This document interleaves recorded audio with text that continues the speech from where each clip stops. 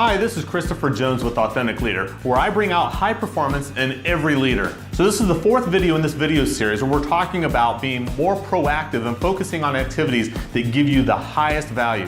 Last time, you might remember, we talked about normal performance compared to high performance, and how do we shift now to that high performance. So first I want to talk to people who are normal performers. Now, I'm not here to rat you out, or I mean, certainly I have definitely found myself in a normal performer category where I just simply have fallen off the wagon, and years ago I just kind of let life happen to me rather than me happening to my life. So if you want something better, you want more results, you want to create a bigger impact in the world, it's time for you now to become a high performer.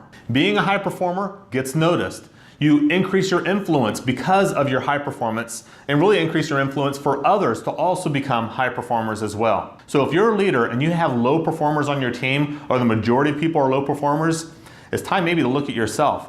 Are you performing at a high level, and are you prioritizing and working on the highest value-added activities? When the people who are following you see you as a high performer, you are now setting the new bar, the new standard for high performance, where they can't help but also become high performers themselves. So let's talk about high performers in Quadrant 1, those things that are important and urgent. Focusing on those activities that are in Quadrant 2 that are they're important but they're not urgent, that's called proactive. So you are focusing on proactive activities which ultimately can reduce somewhat your reactive actions that are in Quadrant number 1. Now remember, you can reduce those emergencies that come up, but you can never truly eliminate them. So don't be discouraged if you still have those things that are important and urgent happening in your life.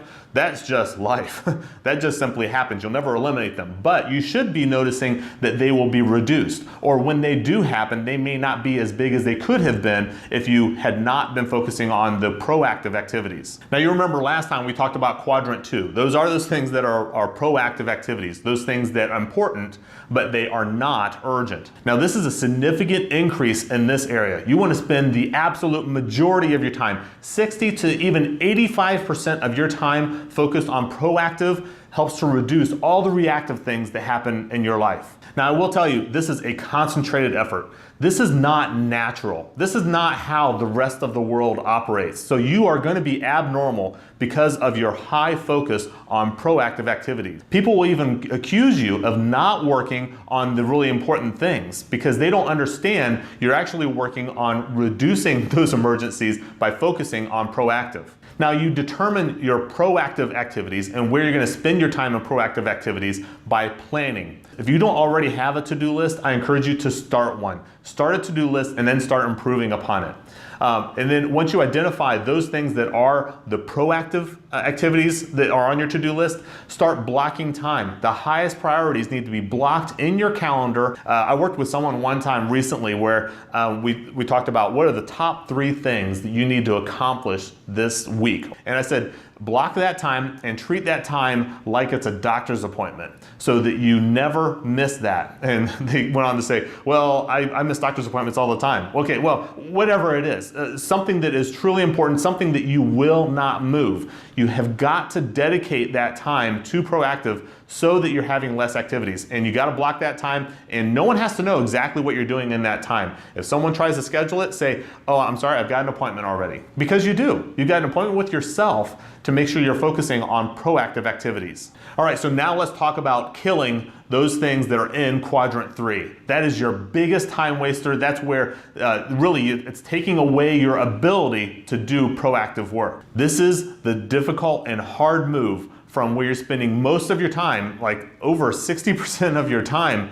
right now in normal work in Quadrant 3, you have to reduce that down to 15% of your time, no more than 15%. And very much like Quadrant 1, it's very difficult to eliminate, but you can significantly decrease it. You should be spending way less time in Quadrant 3 than you are in Quadrant 1. And because you are reducing your time and your activities in Quadrant 3, that's going to give you now more time to focus in Quadrant 2. And this is where your greatest opportunity to delegate tasks that you simply shouldn't be working on. This is where delegation really is important. Things that are in Quadrant 3 that are not important but appear to be urgent, they're probably urgent to somebody else. They're not urgent to you. If they're urgent to somebody else, It's time to maybe delegate that to that person. Give them the authority to actually get that work done.